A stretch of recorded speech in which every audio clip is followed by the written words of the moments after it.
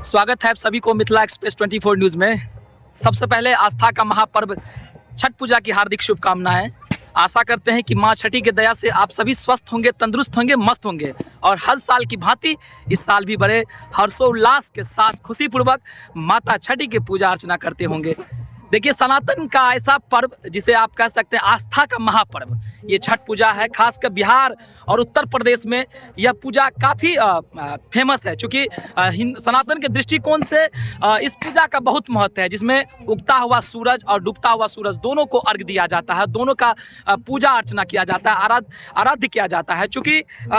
सनातन में जो भी प्रकृति की जितने भी चीज़ें हैं सबको बड़े ही आदर के साथ माना गया है और ईश्वर का वास माना गया, चाहे वो पेड़ पौधा हो, धरती हो, आकाश हो, जल हो, जल हो, पृथ्वी हो, सूरज हो, चांद हो, सबको उसमें प्रकृति का दिया हुआ चीज है, तो उसमें सबका ईश्वर का निवास माना जाता है। उसी प्रकार आप देख सकते हैं कि यह मनोरम दृश्य जो है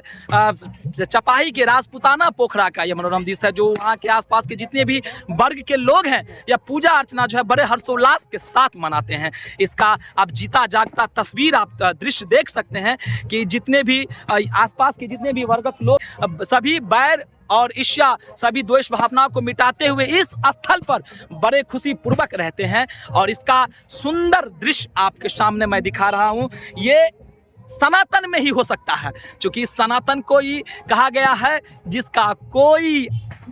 आदि न हो, और सनातन जिसका कोई आदि न हो वही सनातन है। आप देख सकते हैं कि सनातन में यह पर्व जो है आस्था का महापर्व माना गया है। आइए, जो कभी नहीं आए हैं, जो भी पड़ोसी राज्य के हैं या अगल बगल के कहीं के भी लोग हैं, आइए, यदि रियल में आपको पूजा अर्चना देखना है, यदि रियली में आपको आस्था क्या चीज़ होती है, आपको छठ घाट पर आपको मिलेगा। जहाँ भी कमला नदी होता है या फिर जहाँ भी पानी का सोर्स होता है, कमला नदी, कमला माता का निवास होता है, चाहे वो नदी हो, तालाब हो, पोखरा हो, कहीं भी हो, वहाँ पर जो है घाट के किनारे, वो कमला नदी के किनारे सभी लोग जो हैं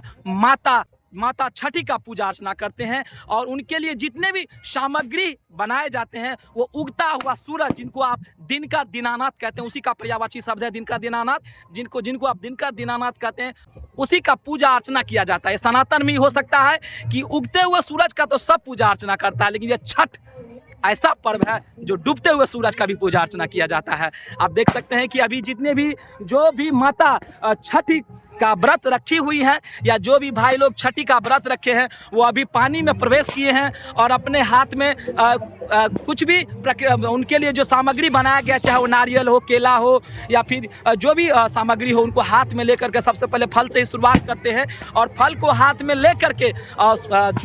डूबते हुए सूरज देख सकते हैं कि पश्चिम की दिशा में सूरज का अस्त होता है, तो उस दिशा में माता सब जो है अपना मुख की हुई है और उस दिशा में वो हाथ में नारियल ले करके सूरज का जो है ना नमन करती हैं, सूरज का पूजा अर्चना करती हैं कि हे सूरज भगवान,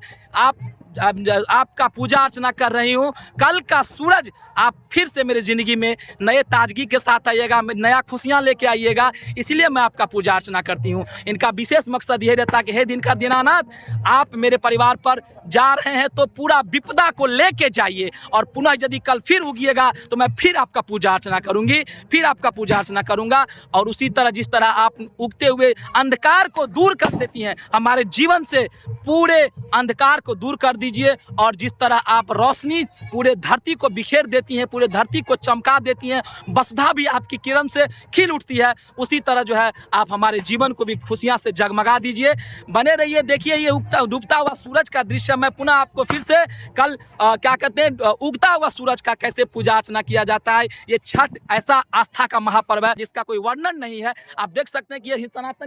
ये सनातन का ये बहुत महापर्व है। यहाँ सभी वर्ग के लोग जो द्वेष भावना होती है, जो भी ईर्ष्या होते हैं, सभी को खत्म करके इस घाट इस स्थल पर, इस पूजा स्थल पर सभी चीज़ को खत्म करके एक साथ रहते हैं, एक साथ पूजा अर्चना करते हैं।